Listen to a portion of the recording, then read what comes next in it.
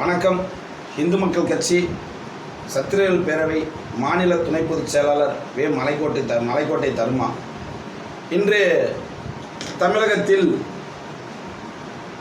ஐயா தமிழக முதல்வர் மு.க. ஸ்டாலின் அவர்கள் தலைமையில் திராவிட மாடல் ஆட்சியில் 5வது வருடம் முடியப் போகின்றது. இந்த வருடத்தில் 5 வருடமாக எவ்வளையோ மக்கள்கள், தமிழக மக்கள்கள் எவ்வளையோ பாதிக்கப்பட்டுள்ளார்கள், வறுமையின் கோட்டுக்குள் சென்றுள்ளார்கள். அந்த வறுமையின் கோட்டிற்குள் சென்றுள்ளார்கள் என்று பார்க்கும் பொழுது எங்கே பார்த்தாலும் கொலை, கொள்ளை, கற்பழிப்பு, சட்ட ஒழுங்கு சீர்கேடு. இதுக்கு சட்ட ஒழுங்கு சீர்கேடு எங்கே பார்த்தாலும். இதில் துணை முதல்வர் உதயநிதி ஸ்டாலின் அவர்கள் இப்போ கூட ஒரு மாநாட்டில் பேசும்போது அப்போ காஷ்மீரில் உள்ள முதல்வர் அவர்கள் சொன்னாங்களாம், தாய்மொழியில் ஏன் பேசுகிறீங்க அப்படின்னு. அதே போல் இந்த தாய்மொழி இங்கே உள்ள தமிழகத்தில் உள்ள முதலமைச்சர் முத்துவேல் கருணாநிதியான ஸ்டாலின்கிட்ட போய் நீங்கள் சொல்லி பாருங்கள், கேட்டு பாருங்கன்னு இருக்காங்க. எப்படிப்பட்ட ஆட்சி, கேடு கட்ட ஆட்சி. உலகமே சிரித்து விளையாடுது. ஒரு பக்கம் குடும்ப ஆட்சி, குடும்ப அரசியல், ஒரு பக்கம் திட்டம் போட்டு திருடுற கூட்டம் திராவிட மாடல் ஆட்சியில் திருடி கொண்டே இருக்குது. அதை வேடிக்கை பார்க்கும் மக்கள் கூட்டம் பார்த்து கொண்டே இருக்குது. வருகின்ற தேர்தலில் உங்களுக்கு சரியான சவுக்கடி தமிழக மக்கள் உறுதியாக உங்களுக்கு கொடுப்பாங்க, தக்க பதிலடி கொடுப்பாங்க. ஏன் தெரியுமா? இப்போ அன்பில் மகேஷ் பொய்யாமல்னு ஒருத்தர் இருக்கார். அவர் பார்த்தீங்கன்னா கல்வித்துறை அமைச்சர். அவங்க பிள்ளை ஹிந்தி படிக்கலாம், தெலுங்கு படிக்கலாம், மலையாளம் படிக்கலாம், எது வேணால் படிக்கலாம். மும்மொழி கல்வி ஆதரிக்க மாட்டாங்க திராவிட மாடல் ஆட்சியில். ஆனால் தமிழகத்தில் உள்ள மாணவ மாணவிகள் இருமொழி கல்வியை தான் படிக்கணுமா?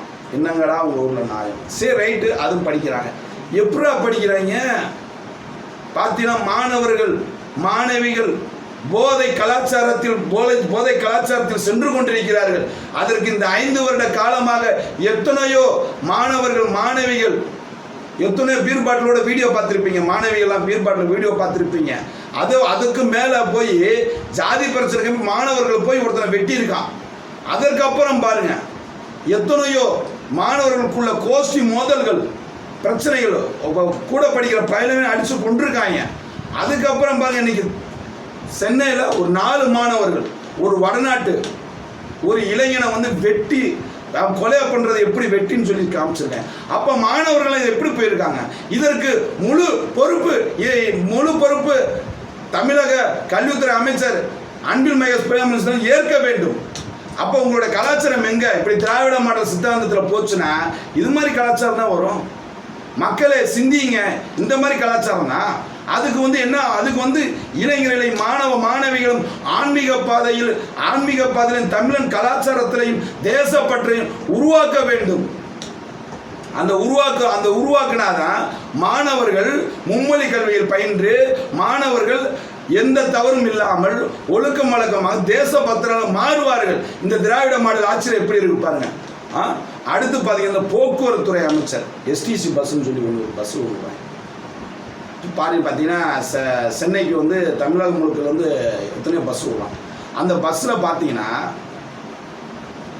பிளாட்பாரத்துலேருந்து டயர்லேருந்து எல்லாம் வீக். ஆனால் ஸ்டிக்கர் மட்டும் உங்களுடன் ஸ்டாலின். பார்த்தீங்கன்னா ஸ்டிக்கர் மட்டும் ஸ்டிக்கர் ஓட்டுற ஆட்சி தான். எத்தனை பேர் என்னுடைய தேசிய லீடர்கள்லாம் சொல்லிட்டாங்க, ஸ்டிக்கர் ஓட்டுற ஆட்சி தான். இந்த ஸ்டிக்கர் ஓட்டுற ஆட்சியில் பார்த்தீங்கன்னா வண்டியை எந்த மெயின்டெனன்ஸ் கிடையாது, எந்த மெயின்டெனன்ஸ் பண்ணுறது கிடையாது. அப்படி தான் தொப்பூரில் ஒரு பஸ்ஸு டயர் வெடிச்சு 7 பேர் செத்து போயிருக்காங்க. 7 பேர் செத்து போயிருக்காங்க டயர் வெடிச்சு. இதுக்கு யார் காரணம்? அந்த வண்டி ஓட்டுன ஒரு டிரைவர் காரணமா, இல்லை போக்குவரத்து துறை கழகம் காரணமா? இதில் போக்குவரத்து துறை தொழிலாளர்களுக்கு நீங்கள் என்ன சம்பள பாக்கியம் இன்னும் கொடுக்கல? கேட்டால் 3000 கோடி பக்கத்தில் இருக்குன்றீங்க. இன்னும் சம்பள பாக்கியம் என்ன சரியாக தர மாட்டீங்க. அதில் எத்தனையோ தொழிலாளர்களை நீங்கள் இந்த போக்குவரத்து துறை அமைச்சர் சிவசங்கர் பழி வாங்குறாரு. இதுக்கு முழு பொறுப்பு இருக்க வேண்டாமா? அதில் எத்தனை பேர் செத்து போனாங்க? 7 பேர் செத்து போனாங்க. 7 பேர் 5 பேர் இஸ்லாமியர்கள். அதோட டிரைவர் ஒருத்தர் இஸ்லாமியர். அதனால இதை மூடி மறைச்சிட்டாங்க. அப்போ 2 பேர் செத்து போன இந்துக்கள் மட்டும் அப்ப இது முழுக்க முழுக்க யார் பொறுப்பு? போக்குவரத்து அமைச்சர் தானே பொறுப்பு. அதுல பாருங்க, சென்னையில் மட்டும் கிடையாதுங்க, தமிழ்நாடு லெவலில் துப்புரவு பணியாளர்களுக்கு வீடு சொல்லியிருக்காங்க, உண்ண உணவு, உடுத்த இருக்க இடம், இதை கேட்டிருக்காங்க முன்னோர்கள். இதுவரைக்கும் இந்த திராவிட மாடல் ஆட்சி என்ன செஞ்சிச்சு?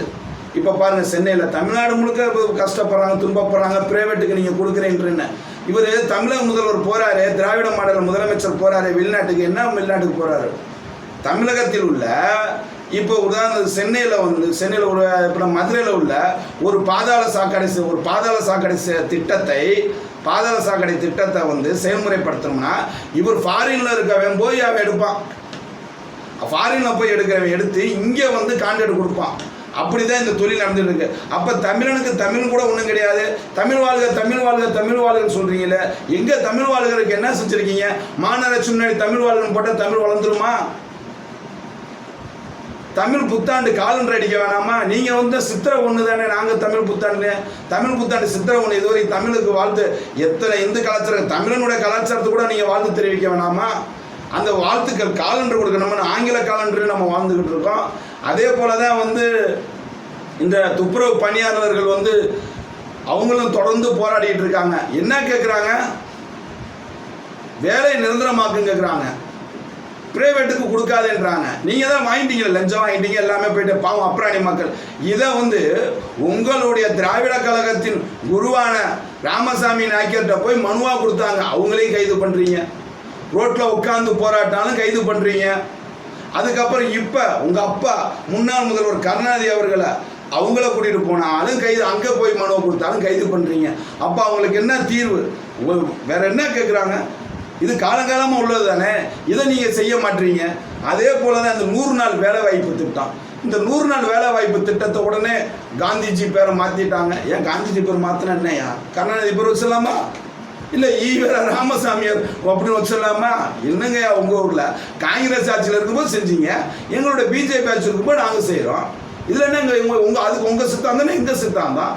அதுலயும் அந்த மக்களுக்கெல்லாம், தமிழக மக்களுக்கெல்லாம் 100 நாள் வாய்ப்பு இல்லைன்னு சொல்றோமா? அவங்க என்ன செய்யறாங்க? எல்லாத்துக்கும் தெரியும், சும்மா ஒரு பொது ஆனால் ஏதோ ஒரு வேலை பண்ணி குளங்கள் ஏதோ சுத்தம் பண்றாங்க, செய்யறாங்க. 100 நாள் ரைட்டு தான். அதை 25 நாள் எக்ஸ்ட்ரா 125 நாள் அந்த திட்டத்தை கொடுத்துருக்கமே. உடனே இங்க மக்கள்கிட்ட ஒரு பொருள், எதுக்கெடுத்தாலும் தமிழகத்துல நிதி பற்றாக்குறை, மத்திய அரசு வழங்கல. அப்புறம் எதுக்கு அந்த மாநில அரசு கலைச்சிட்டு போயிட வேண்டியதான தலைவா? கலைச்சிட்டு போயிட வேண்டியதானே? வருங்காலத்தில்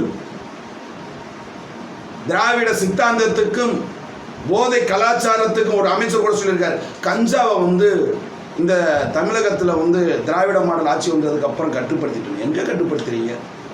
இப்போ நான் போய் ஒவ்வொரு மாவட்டத்தில் கஞ்சா வாங்கி என் கூட தமிழக முதல்வர் உதயநிதி ஸ்டாலின், அவர் கூட வேணாமியா, அவருடைய மயன் யாரு, இன்பாநிதி, அந்த பயில மட்டும் என் கூட அனுப்பிச்சு விடுங்க. நான் போய் ஒவ்வொரு மாவட்டத்திலையும் போய் எங்க கஞ்சா விற்கிறாங்க அப்படின்னு சொல்லி வாங்கி கொடுக்குறேன். அதே போல தமிழகத்தில் நீங்கள் உங்களுடைய ஆட்சி அமர்ந்தால் பூர்ண மதுவிலக்கு கொண்டு வரப்படுமே. கொஞ்சம் கொஞ்சமாக நீங்க மதுவிலக்கு குறைய, நீங்க டாஸ்மார்க்கை குறைக்கிறேன், நீங்க குறைச்சிங்களா? என் முன்னோர்கள் சொன்னார்கள், கோவில் இல்லாத ஊரில் குடியிருக்க வேண்டாம் என்று. இன்னைக்கு இளைஞர்கள், மாணவிகள் என்ன சொல்றாங்க? டாஸ்மார்க் இல்லாத ஊரில் குடியிருக்க வேண்டாம் என்று சொல்ற அளவுக்கு இந்த போத கலாச்சாரத்தை என்னுடைய மாணவிகள் அடப்பாவிகளா! இதற்காகத்தான் என் முன்னோர்கள் என் தேசப்பற்று உள்ளார்கள். இதுக்கு தான் சுதந்திரம் வாங்கி கொடுத்தாங்களா? இதுக்கு தான் நம்ம கலாச்சாரத்துக்காண்டி உயிரை விட்டாங்களா? இப்படி இந்த போத கலாச்சாரத்தில் கொண்டு மாணவிகளை முழுக்க நம் கலாச்சாரம் காக்கப்பட வேண்டும். தமிழக மக்களே, வருகின்ற தேர்தலில் பாரத பிரதமர் நரேந்திர மோடி அவர்கள் தலைமையில் உத்தரவின்பில் யார் கூட்டணி வைக்கின்றார்களோ அவர்களுக்கு வாக்களித்து இந்த தமிழக மாணவர்களையும் தமிழக மாணவிகளும் வருங்கால சங்கதிகளுக்கு தேசப்பற்றார்களோ உருவாக்க வேண்டும். அதற்கு முழுக்க தாமரை சின்னத்தில், தாமரையோட கூட்டணி சின்னத்தில் வாக்களிக்க வேண்டும் என்று இதன் வாயில் தெரிவித்துக் கொள்கின்றேன்.